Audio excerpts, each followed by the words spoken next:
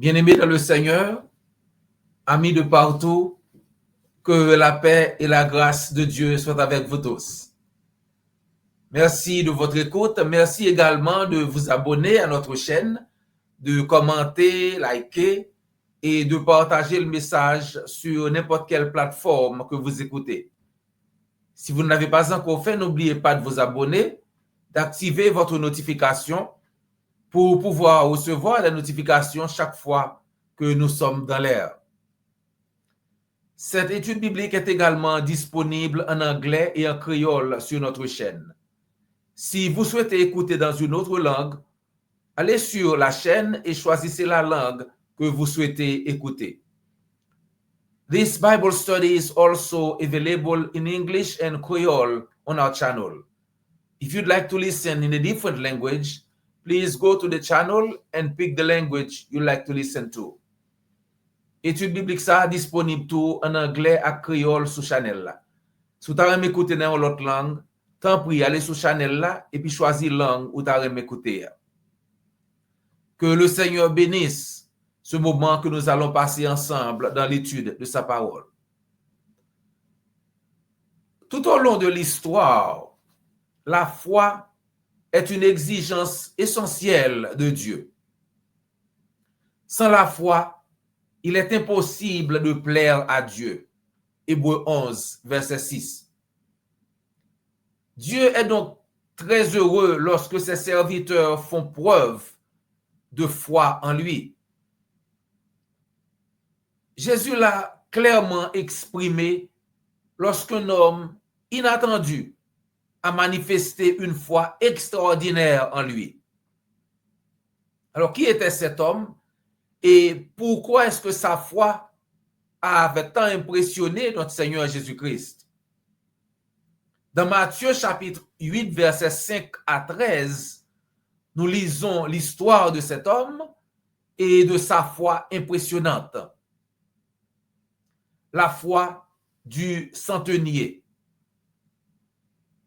Comme Jésus entrait dans Capernaum, un centenier l'aborda, le priant et disant, « Seigneur, mon serviteur est couché à la maison, atteint de paralysie et souffrant beaucoup. » Jésus lui dit, « J'irai et je le guérirai. » Le centenier répondit, « Seigneur, je ne suis pas digne que tu entres sous mon toit, mais dis seulement un mot et mon serviteur sera guéri.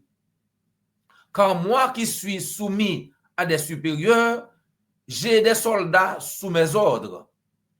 Et je dis à l'un, va, et il va, à l'autre, viens, et il vient, et à mon serviteur, fais cela, et il le fait. » Après l'avoir entendu, Jésus dit dans l'étonnement, et il dit à ceux qui le suivaient, Jésus fut dans l'étonnement, et il dit à ceux qui le suivaient, je vous le dis en vérité, même en Israël, je n'ai pas trouvé une aussi grande foi. Or, je vous déclare que plusieurs viendront de l'Orient et de l'Occident et seront à table avec Abraham, Isaac et Jacob dans le royaume des cieux. Mais les fils du royaume seront jetés dans les ténèbres du dehors, où il y aura des pleurs et des grincements de dents. Puis Jésus dit au centenier, va, qu'il te soit fait selon ta foi. Et à l'heure même, le serviteur fut guéri. Waouh! Un centurion romain, un officier romain avec une telle foi. Si vous cherchiez un homme ou une femme de foi à l'époque de Jésus, où seriez-vous allé? Je ne sais pas pour vous, mais moi j'irais probablement chez le peuple choisi de Dieu. J'irais chercher parmi le peuple d'Israël. D'ailleurs, tandis que le pharisien priait et regardant ce publicain pécheur, ne nous a-t-il pas clairement indiqué qui était le juste? Ce n'était certainement pas ce publicain pécheur, n'est-ce pas? Dans Luc chapitre 18, versets 9 à 14, nous lisons l'histoire du pharisien et du publicain. Jésus dit encore cette parabole en vue de certaines personnes se persuadant qu'elle était juste et ne faisant aucun cas des autres. Jésus donne cette parabole. 2 hommes montèrent au temple pour prier. L'un était un pharisien et l'autre publicain. Le pharisien debout priait ainsi en lui-même. Ô Dieu, je te rends grâce de ce que je ne suis pas comme le reste des hommes, qui sont ravisseurs, injustes, adultères, ou même comme ce publicain. Je jeûne 2 fois la semaine, je donne la dîme de tous mes revenus. Voilà, je suis très très bien, n'est-ce pas? C'est ça, la prière du pharisien. Verset 13, Christ dit, mais le publicain, se tenant à distance, n'osait même pas lever les yeux au ciel, mais il se frappait la poitrine en disant, ô Dieu, sois apaisé envers moi, qui suis un pécheur. Aie pitié de moi, qui suis un pécheur. Christ dit, je vous le dis, celui-ci, le publicain, descendit dans sa maison justifié plutôt que l'autre. Ça veut dire plutôt que le pharisien. Le publicain est justifié devant Dieu et non pas le pharisien. Car quiconque s'élève sera abaissé et celui qui s'abaisse sera élevé. Par conséquent, alors que nous méditons sur notre texte, chers amis, nous ne pouvons que nous demander ce que la déclaration du Seigneur a dû faire ressentir aux dirigeants juifs de son temps. Même en Israël, je n'ai pas trouvé une aussi grande foi. Les leaders juifs auraient-ils jamais pensé qu'un païen, qu'un soldat romain aurait pu avoir une plus grande foi en Dieu qu'eux-mêmes? Vous vous souvenez de Luc 18, verset 11? Le pharisien debout priait en lui-même. Ô Dieu, je te rends grâce de ce que je ne suis pas comme le reste des hommes, qui sont ravisseurs, injustes, adultères, ou même comme ce publicain. Donc, en d'autres termes, pour ce pharisien, il est si juste et un joueur si incroyable que Dieu devrait être heureux qu'il joue dans son équipe. Mais dans Marc 12, versets 38 à 40, Jésus nous met en garde contre de tels individus. Gardez-vous des scribes qui aiment à se promener en robe longue et à être salués dans les places publiques, qui recherchent les premiers sièges dans les synagogues et les premières places dans les festins, qui dévorent les maisons des veuves et qui font pour l'apparence de longues prières. Ils seront jugés plus sévèrement, dit Jésus. Chers amis, de très bonnes leçons pour nous. La foi qui a impressionné Jésus, c'était celle du publicain, celle du païen. Alors, qu'est-ce qui rend la foi de ce centenier si impressionnante? Eh bien, il a compris ce que signifie avoir de l'autorité et de pouvoir l'utiliser. Tout comme le centurion se décrit lui-même dans Matthieu 8, il était un homme doté d'une immense autorité, un commandant de sang. Il incarnait, ces centurions incarnaient à la fois la bravoure, la combativité et l'organisation qui permirent aux légions romaines de rayer sur la Méditerranée. Du champ de bataille au camp militaire, il menait une vie à la dure, selon National Geographic. Même ce centurion très puissant a reconnu l'autorité de notre Seigneur Jésus-Christ sur lui.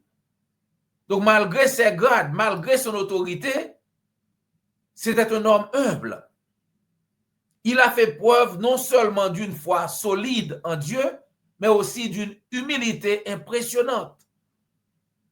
Il reconnut la supériorité du Seigneur et s'est abaissé devant lui.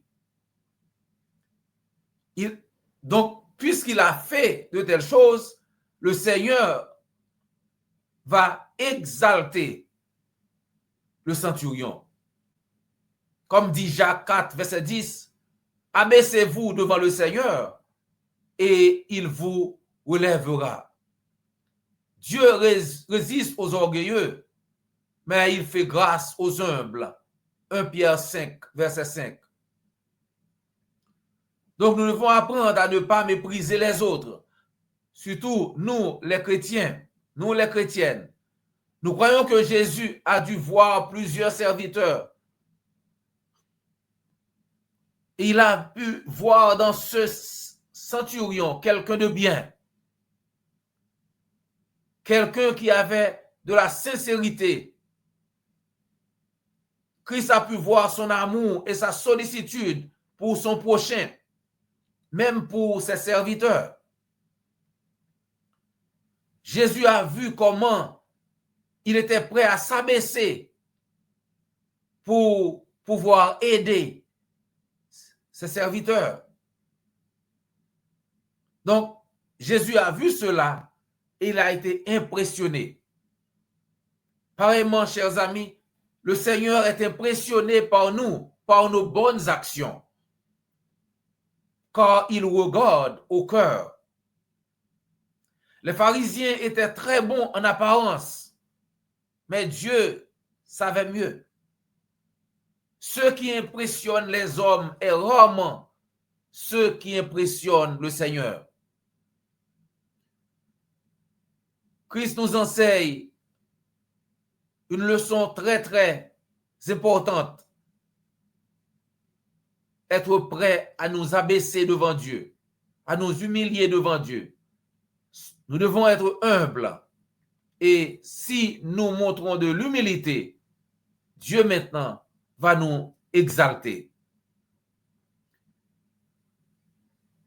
Puissions-nous reconnaître, chers amis, nous qui sommes serviteurs, servantes de Dieu, que personne ne pourra jamais assez performant pour gagner le ciel.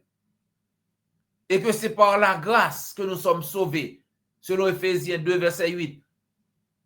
Par la grâce, par le moyen de la foi en Dieu. Ça veut dire en faisant la volonté de Dieu. Et non pas par la foi seulement. C'est par la foi que nous sommes sauvés, par le moyen, c'est par la grâce, par le moyen de la foi. En mettant en application notre foi, en faisant ce que demande le Seigneur.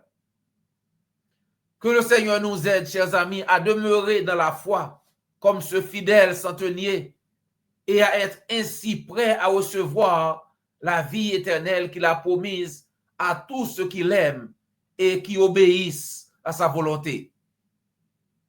Et si vous écoutez ce message, mais que vous n'avez pas encore obéi à l'évangile, alors nous voulons vous encourager à suivre l'exemple du centenier, de faire confiance à Dieu et d'obéir humblement à sa volonté pour être sauvé. En Marc 16, 16, Jésus vous donne la marche à suivre. Là, il vous dit comment procéder. Marc chapitre 16, verset 16. Celui qui croira et qui sera baptisé sera sauvé. Mais celui qui ne croira pas sera condamné. Donc, si vous voulez obéir à l'évangile, faites-le nous savoir. Ou bien contactez l'église du Christ la plus proche et on se fera le plaisir de vous aider. N'oubliez pas de vous abonner, liker, commenter et de partager le message sur n'importe quelle plateforme que vous écoutez. C'est toujours un réel plaisir de passer quelques minutes avec vous dans l'étude de la parole de Dieu. Prière de nous rejoindre la prochaine fois pour une autre étude. Et d'ici là, que le Seigneur vous garde et vous bénisse. This Bible study is also available in French and Creole on our channel. If you'd like to listen in a different language, please go to the channel and pick the language you'd like to listen to. Cette étude biblique est également disponible en français et en créole sur notre chaîne. Si vous voulez écouter dans une autre langue, allez sur la chaîne et choisissez la langue que vous voulez écouter. Étude biblique ça disponible tout en français et créole sur channel là. Si vous avez écouté dans une autre langue, tant pis, allez sur channel là et puis choisissez langue où vous avez écouté.